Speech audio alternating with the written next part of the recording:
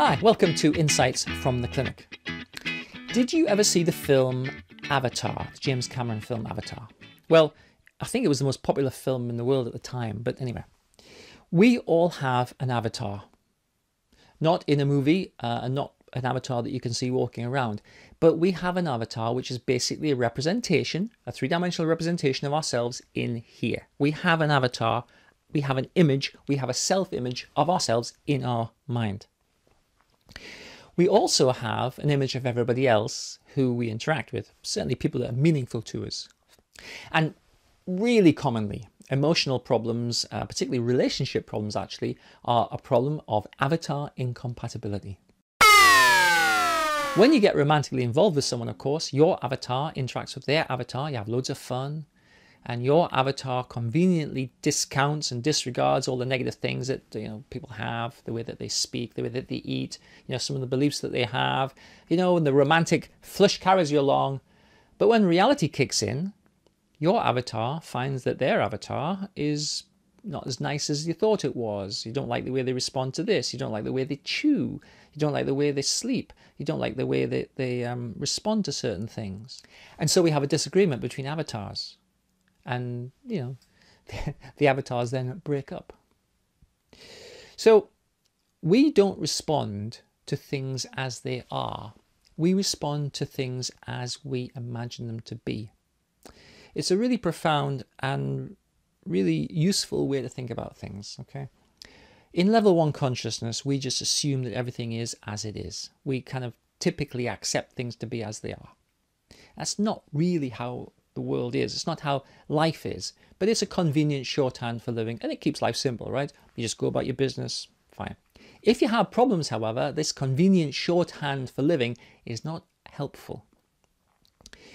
You don't respond to things, you respond to your interpretation of things, which means that if your avatar has built-in hurts, built-in distortions, built-in biases, you're going to respond to the world along the lines of those built-in distortions, biases and hurts, which means that it's very hard for you to have a clean experience. It's very hard actually for you to meet someone in a clean and kind of open way. It's very hard to be kind of genuinely truthful and honest and open with someone because your avatar basically doesn't allow you to do that because you've got biases, distortions, negative beliefs about yourself, etc. If we extend it, if we were thinking about depression, for instance, which is a really common problem, your avatar, your internal representation of your world, your internal representation of yourself is biased and distorted negatively. If you're depressed, you would say probably something like, I'm not good enough, no one likes me, it's never going to work out. You're basically going to overestimate your faults and failings, and you're going to underestimate your strengths and resources. And that's not a very useful way to go forward in life, right? It's not a very, well, it's actually not very practical, but it's not very helpful because it's not right. Depression is a distortion of the beliefs that you have about yourself, captured in your avatar, your representation of yourself. In level 1 consciousness, you believe it, that's just what it is, right? In depression, you believe you're not good enough. You believe it's never going to work out. You believe it's not going to go how you want it to go. Level 1 consciousness and a distorted avatar, depression.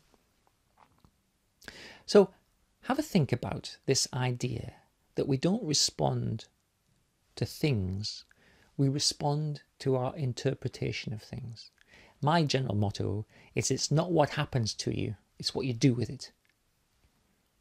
And certainly when I do work with PTSD, post-traumatic stress disorder, people have terrible things happen, but not everyone's traumatized. It's not what happens to you, it's what you do with it that turns it into a life event or a traumatic experience. Through these series of videos, I'm sort of trying to encourage you to pay a little bit more attention to think about your experience in a more objective way. And I'm trying to push you along towards what we call level 2 consciousness, which is basically saying, if it was depression, right? I feel depressed and I recognize that that is a psychological state caused by my negative beliefs about myself, for instance. That would be level 2 consciousness. I feel depressed, but it's likely to be caused by my negative beliefs about myself. Because as soon as you enter that level 2 consciousness position, well, then you can change. You can examine and change the negative beliefs you have about yourself. You can do something different.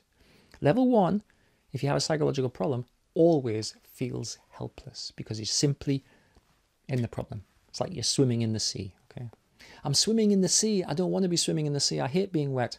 Well, get out of the sea. Ah, okay. Level 2 consciousness.